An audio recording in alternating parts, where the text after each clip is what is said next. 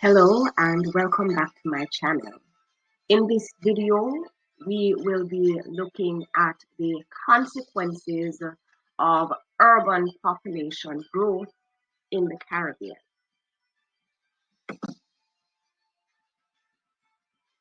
Let's begin by talking about settlements.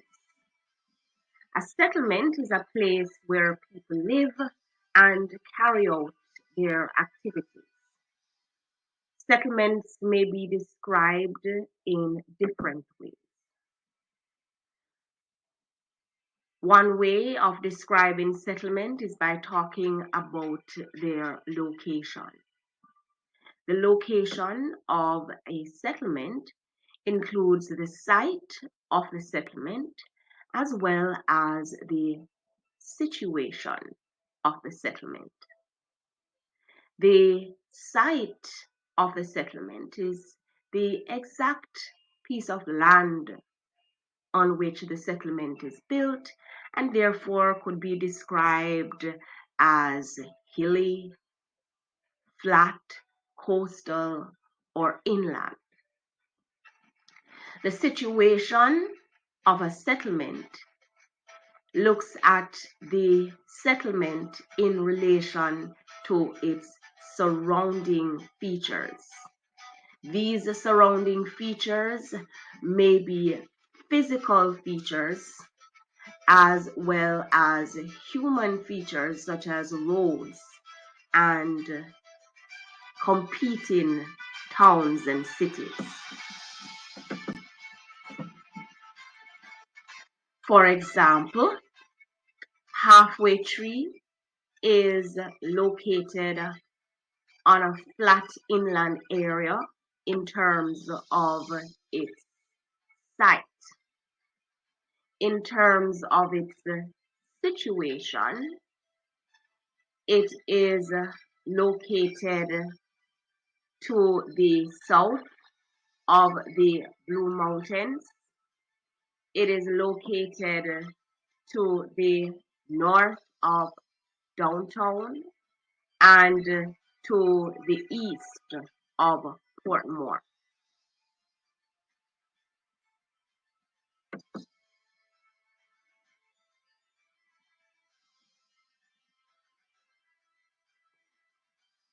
We can also describe settlements based on the functions that they serve.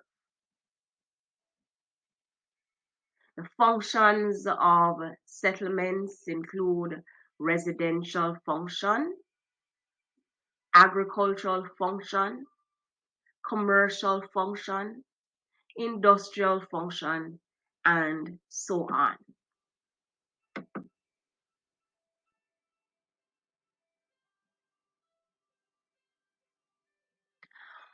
While most settlements have a combination of functions, some settlements have a dominant function. For example, Portmore is considered to serve a residential function. New Kingston is considered to be a commercial district.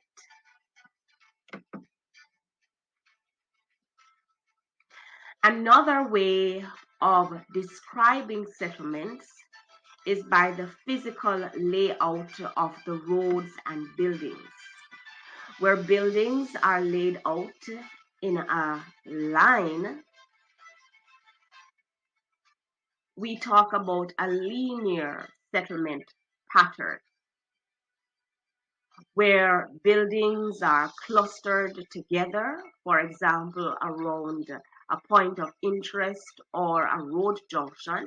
We talk about a nucleated settlement pattern. A dispersed settlement pattern is where the buildings are generally separated by land.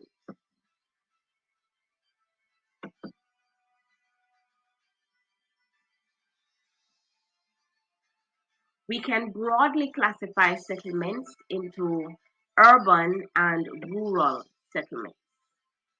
Rural settlements generally have a smaller populations with low population density.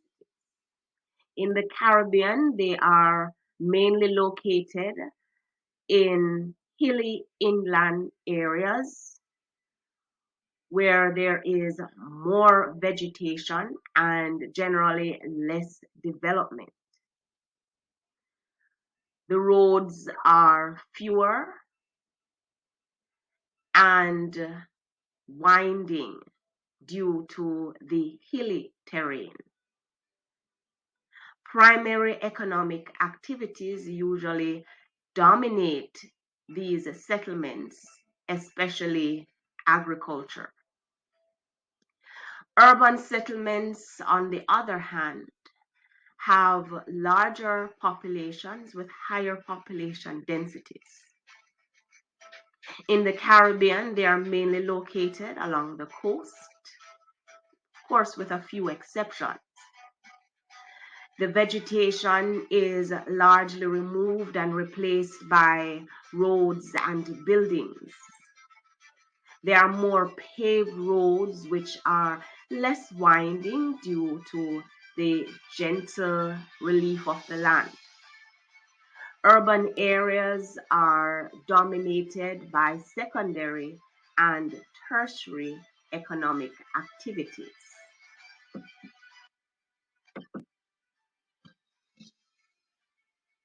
Now, due to the lack of development in rural areas, many people tend to migrate to the towns in search of a better life.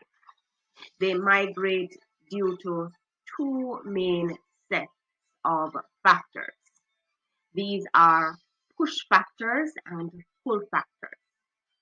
Push factors are the negative features of the rural areas which discourage people from remaining there. Pull factors are the positive, or I would say perceived positive features of the urban areas which attract them.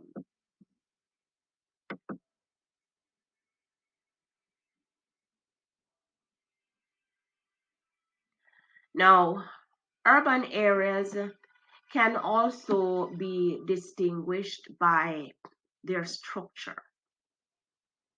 Urban structure is the arrangement of the land use in the urban areas. Now, urban planners, economists, and geographers have developed several models that explain urban structure. Notice in these three models being shown, there is a central business district, or abbreviated CBD. This represents the commercial and business center of the city. It is often the part of the city which is theoretically most accessible. The cost of occupying this area is therefore quite expensive. So it usually carries out a commercial function since only businesses are able to afford the cost for the rent.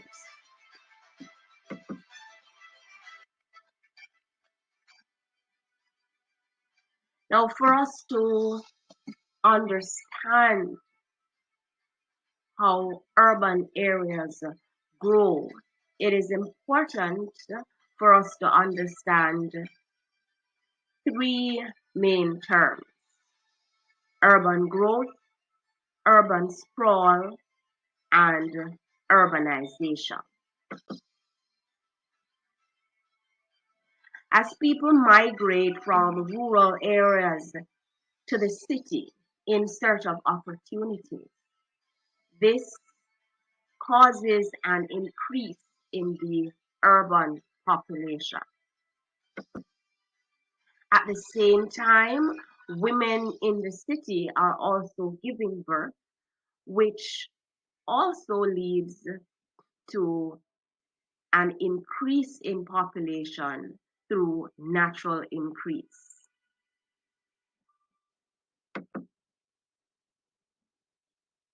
So the Population of the city increases both due to migration as well as natural increase.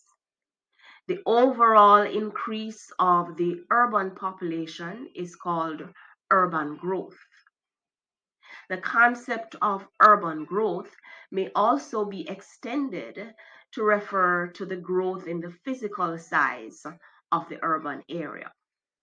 Thus, we can define urban growth as the absolute increase in physical size and total population of urban areas.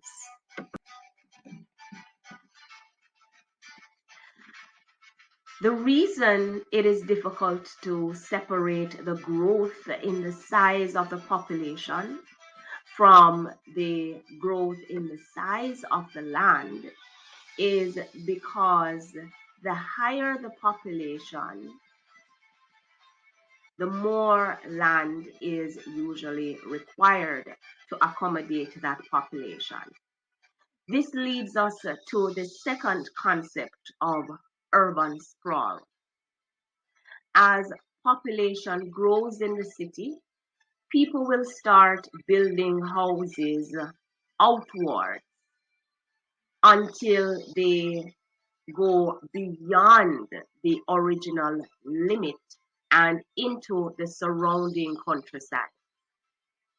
Urban sprawl may be defined as the unplanned, uncontrolled, rapid expansion of an urban area beyond the edge of the city.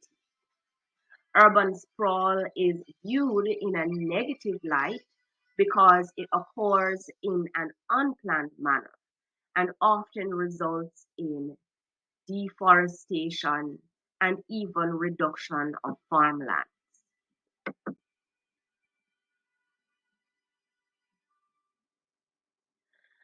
So urban growth looks at population growth in urban areas in absolute terms. Now, if we talk about urban population growth in relation to the growth of population for the country in general, we will be using another term, and this term is urbanization.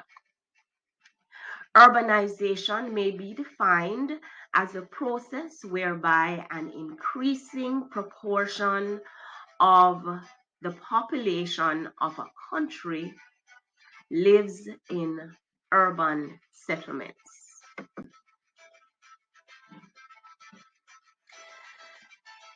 Let's examine this table.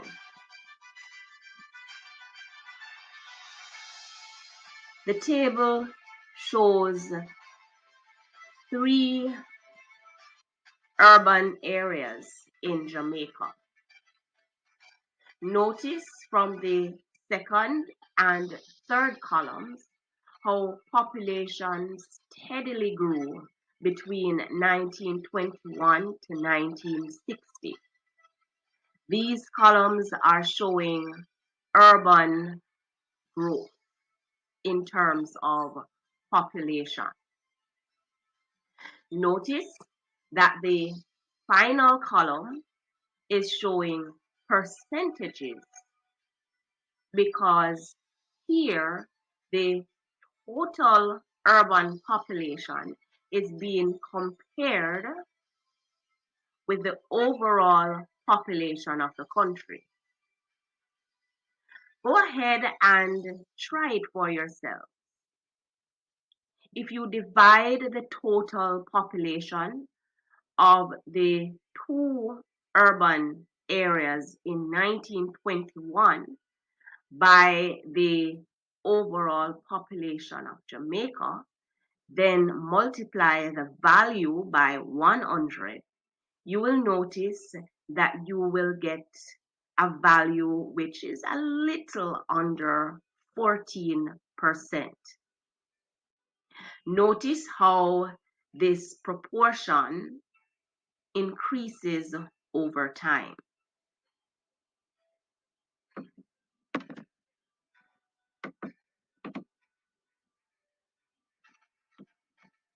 Now let's look at something else on this table. Notice that in 1921, the population of St. Andrew is smaller than that of Kingston. In 1943, it is larger and remains larger in upcoming years. Notice also that the column showing the population of Portmore is empty until 1970, from which it begins to grow. This is a picture of urban sprawl.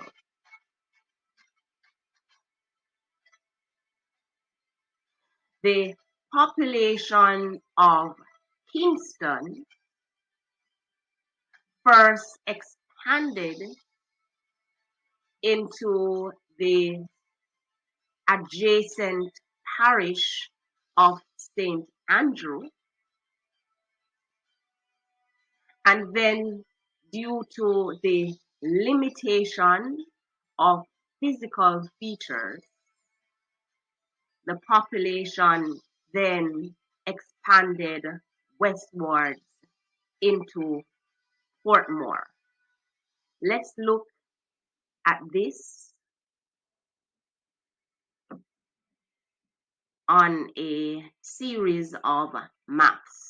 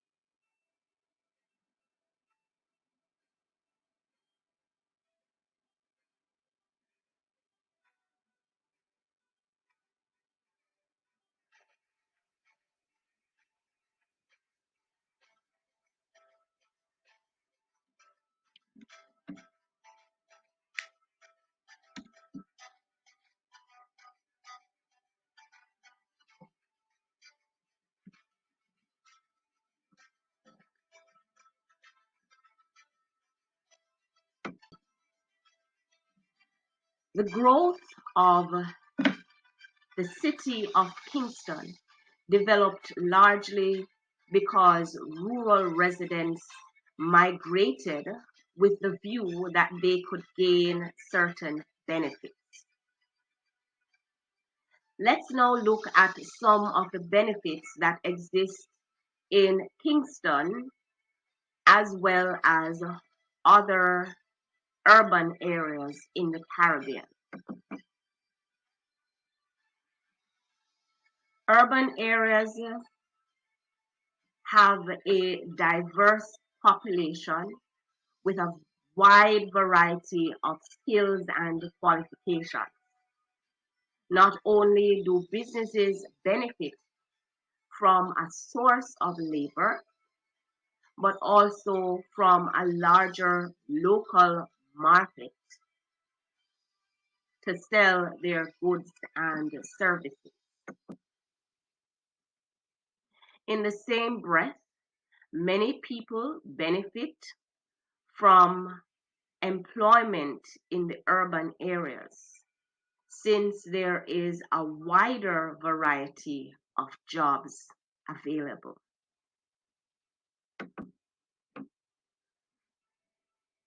Notice from the pie charts that in the parish of Kingston and St. Andrew, which are largely urban areas, people are primarily employed in commercial, financial, and other services. On the other hand, the dominant employer in rural parishes are the primary industries of agriculture, forestry, and fishing.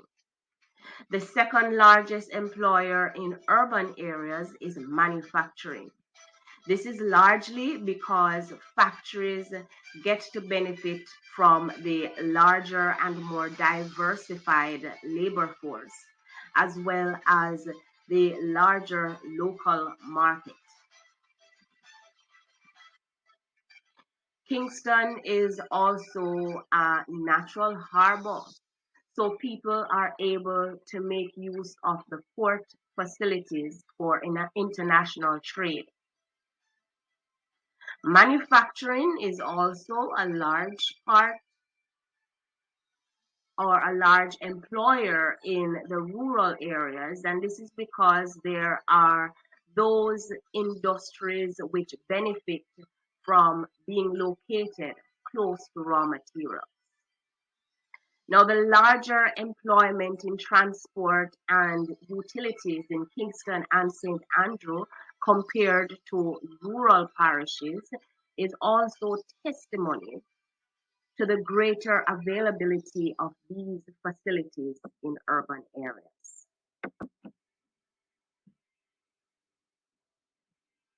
Another benefit of urban areas is a greater availability of educational institutions, especially secondary and tertiary levels.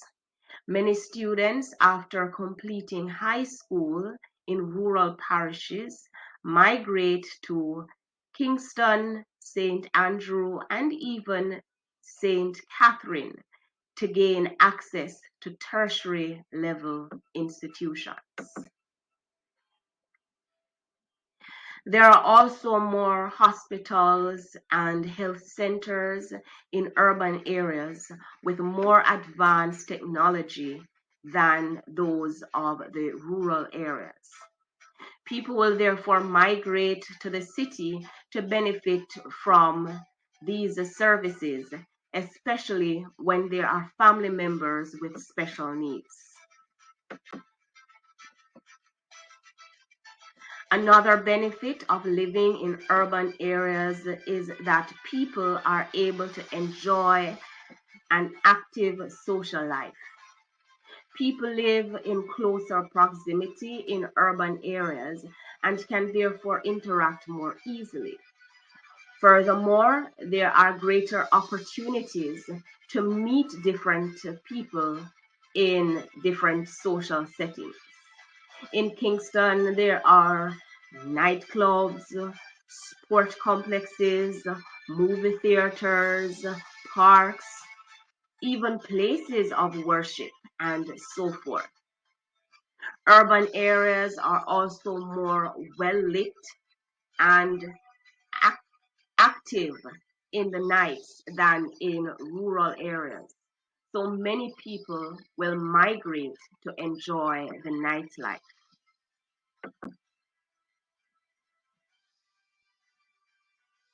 It is also cheaper for the government to provide water, electricity, sewage treatment, internet, telephone, and many other services in urban areas as they can benefit from economies of scale in the compact communities.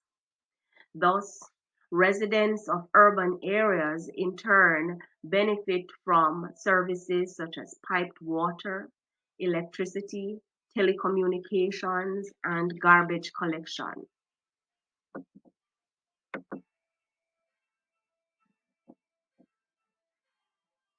A wide variety of shopping malls and plazas are available in urban areas as well. Within these malls and plazas, a wide range of goods and services are offered. Thus, on one trip to the mall, a person could do their grocery shopping, visit to the hairdresser, visit to the doctor, and even dine with a friend in one go. This not only saves time but also saves money. Now, though there are many benefits to be enjoyed in urban areas, there are also many problems.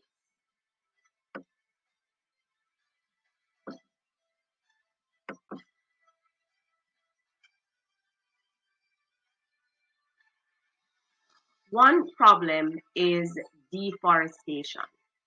The natural environment is altered and destroyed in order to accommodate the built environment. In turn, many wildlife suffer from a loss of natural habitat. As rural residents migrate to the city, rural communities not only experience depopulation, but also suffer from brain drain, as many of their brightest and most skillful residents move out to seek a better life in the city.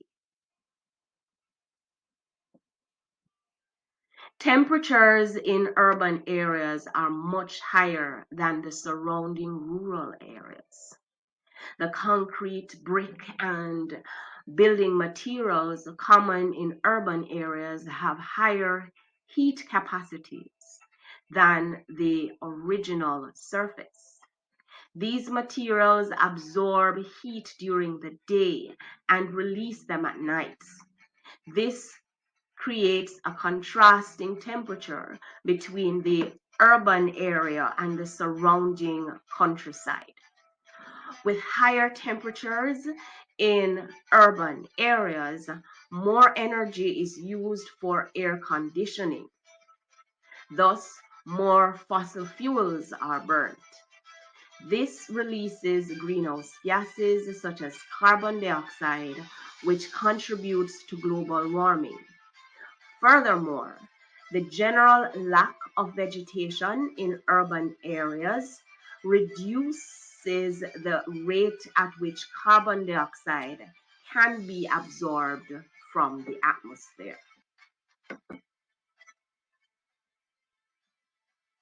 The paved surfaces of urban areas are hard and impermeable.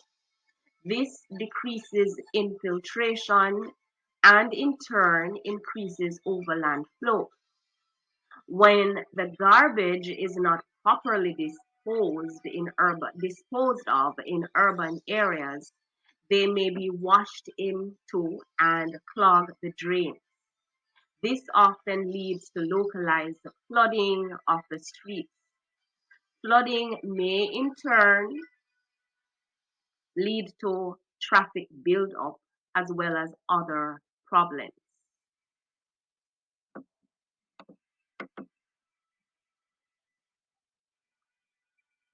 As urban population increases, so does the population density of the urban area.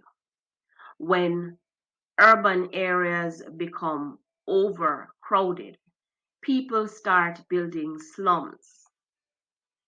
The roads become very busy with high traffic. There is generally a competition for resources.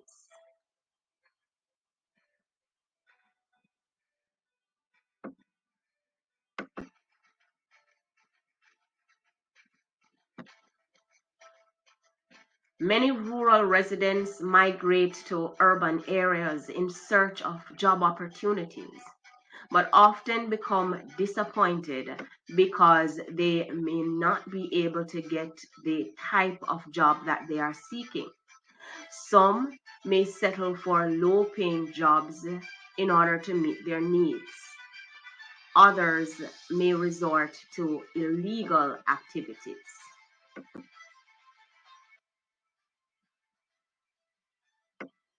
Some of the less fortunate residents of urban areas cannot afford proper housing.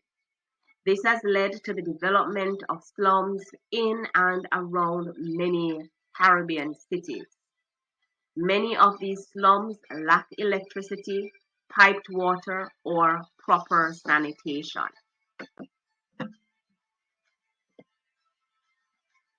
Pollution may also occur as a result of the waste generated by a larger population, which exceeds the systems to dispose of the waste. Pollution may exist in the form of land, air, and water pollution. There is also a lot of noise pollution in urban areas. Urban areas usually experience a higher rate of crime than rural areas. Unemployment and poverty sometimes lead people to engage in activities such as robbery, prostitution, gang warfare, selling of illegal drugs. Additionally, on the busy streets, many motorists break the rules of the road. Heavy traffic occurs on the roads in urban areas. The road networks are often incapable of handling such a heavy flow of traffic. Long hours in traffic may lead to other problems, such as students being late for school and adults being late for work and other appointments.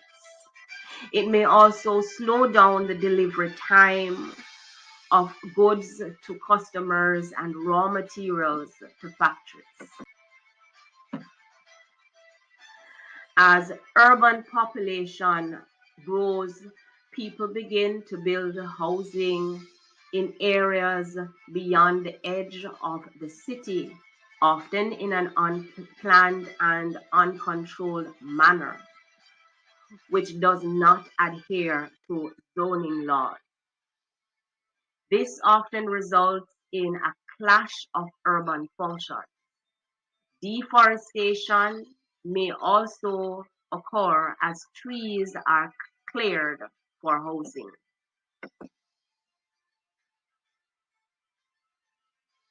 Now, let's look at a few of the measures that can be put in place to reduce the problem of urbanization.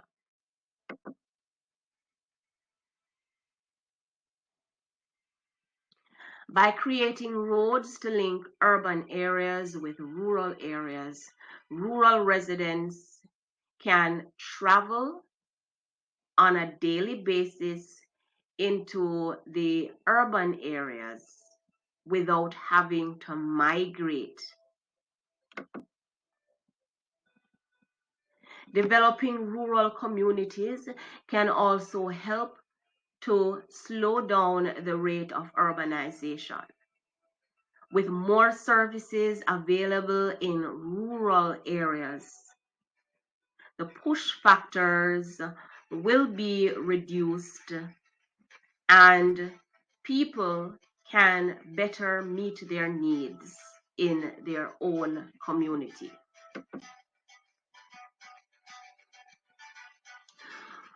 Rural economies are largely dependent on agriculture.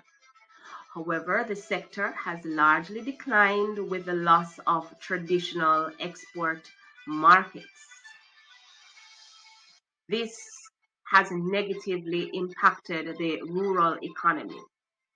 So, by diversifying agriculture, the sector can begin to grow once more, which can strengthen the rural economy.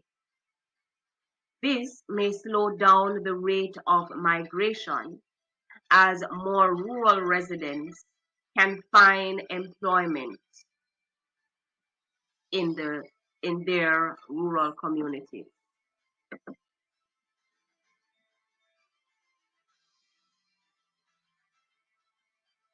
Zoning is a way of organizing land use within a settlement.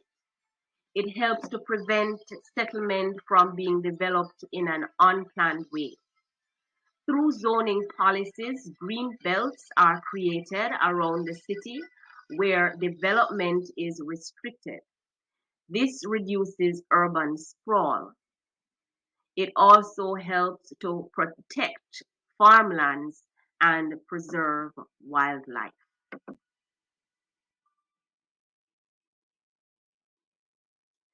Another measure is the decentralization of services. This is where some important businesses are moved to new places, thus thus causing the inflow of population in that area to be reduced and causing the new area to be developed.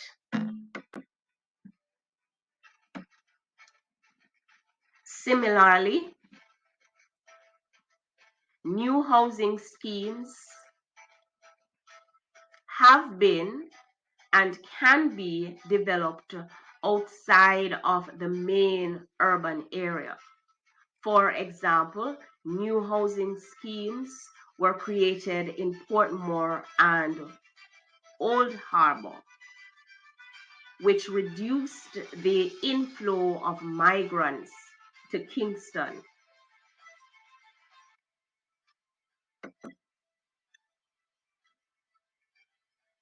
Okay, this is where I stop for today. Thank you for watching. As always, don't forget to like, to share, and to subscribe.